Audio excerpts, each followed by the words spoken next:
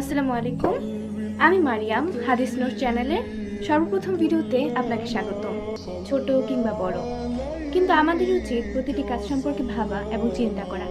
একবার ভাবুন, আপনি একটি কাজ করছেন, কিন্তু সেই কাজটি আল্লাহ সুবহানাহু ওয়া তাআলার নিকট কতটুকু গ্রহণযোগ্য হচ্ছে।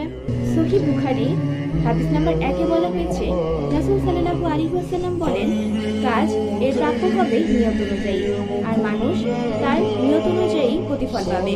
তার হিজরত হবে ইহকাল লাভের উদ্দেশ্যে বা কোনো মহিলাকে বিবাহ করার উদ্দেশ্যে, তবে তার হিজরত সেই উদ্দেশ্যেই হবে যে জন্য সে হিজরত করেছে। আধুনিক প্রকাশনী 1, ইসলামিক ফাউন্ডেশন 1, সহিহ বুখারী হাদিস নাম্বার 1। সাল্লাল্লাহু আলাইহি ওয়াসাল্লাম আমাদেরকে হাদিসের মাধ্যমে বলেন, যে কোনো ব্যক্তির যে কোনো কাজ ধারণ করে তার সেই নিয়তের উপরে, তার সেই নিয়ত কতটুকু আল্লাহর কাছে গ্রহণযোগ্য। সুতরাং রাসূল সাল্লাল্লাহু আলাইহি ওয়াসাল্লাম আমাদেরকে এই হাদিসের মাধ্যমে বলেন, যে কোনো কাজের প্রাপ্যতা নির্ভর করে সেই কাজের নিয়তের উপরে।